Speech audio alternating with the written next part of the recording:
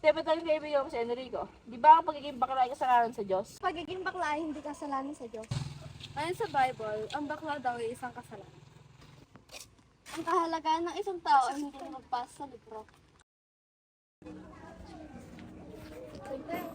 Pinapatanong ni Diyos kung bakit siya daw bakla. Alam mo, te, ang dami kong pinagdadaanan para maging totoo lang ako sa sarili ko at sa buong pamilya ko. So, eto na nga, te.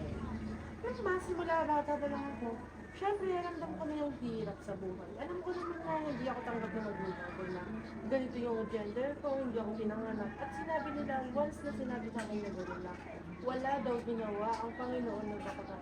Syempre, ito magugulat ako ng soap, nagsasaktan ako ng te. Ano, yun, nag-iyak-iyak na lang ako, basta, yun lang. Bakla! Bakla!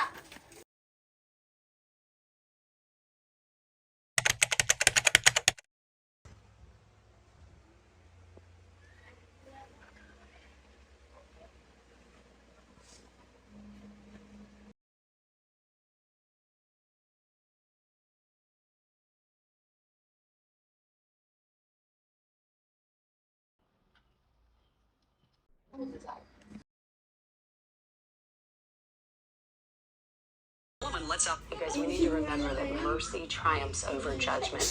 There is a reality of sin, and we don't want to ignore that. We don't want to pretend that there is no sin. Sin is real and it separates. But what we want to remember that yes, acting on homosexual desires is sin, but there's a lot of heterosexual sin as well.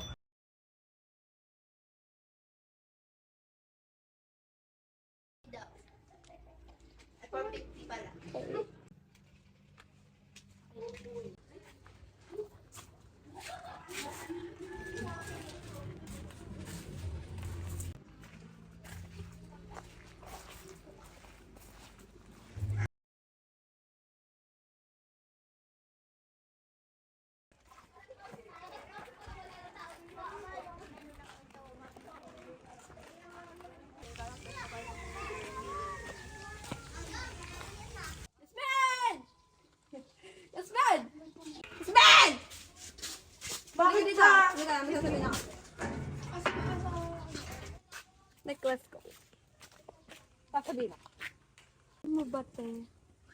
May nakita ko kanina sa cellphone ko, napanood ko.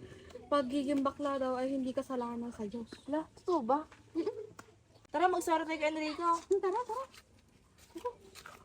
Ay, may pino. Enrico! Enrico!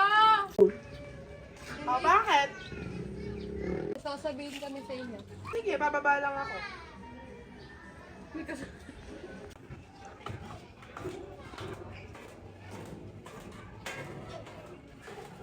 At bakit?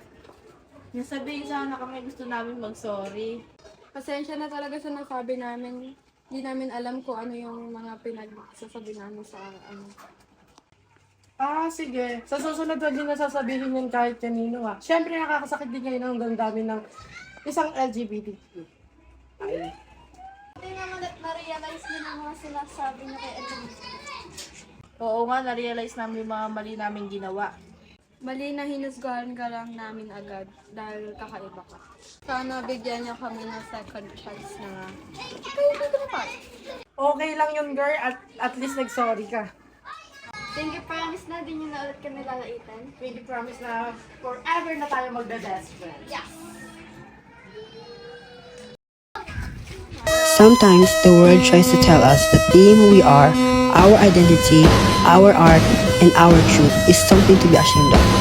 But if you look at the heart of faith, you see a much different story. You see a creator who doesn't make accidents. Every single one of us is crafted with intention, designed with purpose, and woven together with care. Being LGBTQIA is not a sin. It is a part of the diverse, colorful tapestry of humanity that God has ordained. If God is the source of all love, then any love that is kind, respectful, and selfless is a reflection of